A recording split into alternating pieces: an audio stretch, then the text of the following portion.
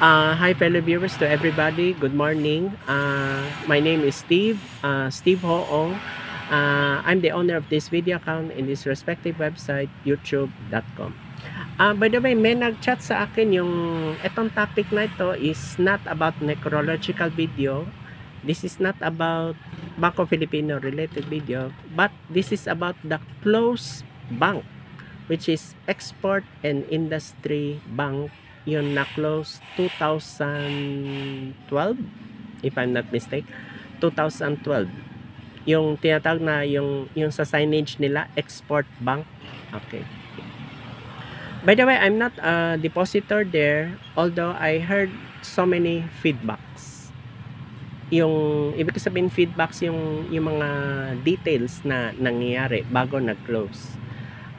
Yes, I am aware na bago sila nag-close, naghanap pa sila ng investment banker na magkakaroon sila ng, I think meron sila initial 3 million pesos yung successful fee para lang maka-operate pa, para lang mabayaran yung iba pang what they call this, investors. Then they are having hard time talaga yung bago nag-closure. Actually, yung issue doon is na kinapos sila sa funds. Kasi kung nakahanap pa sila ng maraming investment banker, maring etong this coming 2025, nag-operate pa sila that time.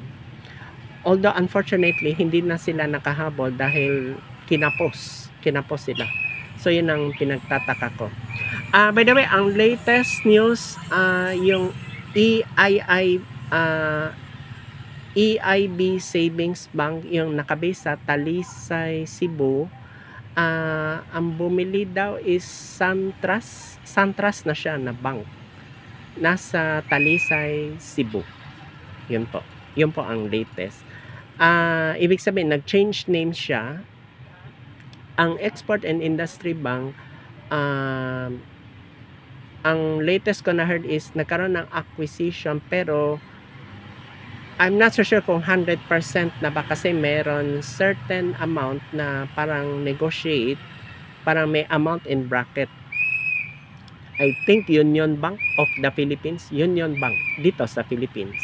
So yun. Kaya ayun, nagkaroon ng negotiation.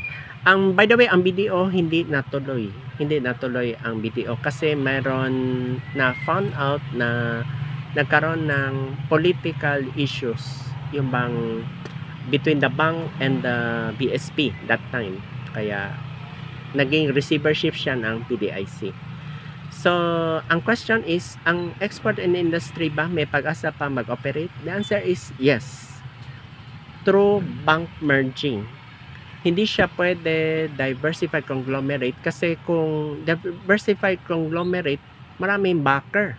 Yung halimbawa may mga other affiliates, subsidiaries, o yun, masisave pa. So yun lang, bank merger ang solution sa Export and Industry Bank. Iba sa Banco Filipino. At tali, ang Banco Filipino, it's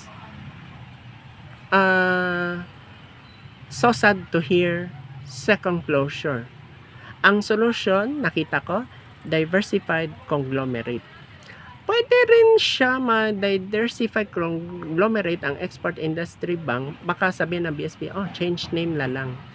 Ang Banco Filipino, no need to change name. Kasi ang issue kasi may alitan sila eh. Bangko Sentral tsaka Banco Filipino. Financial feud. So meron dispute nangaganap. Okay, so thank you so much for listening in this video. Good morning.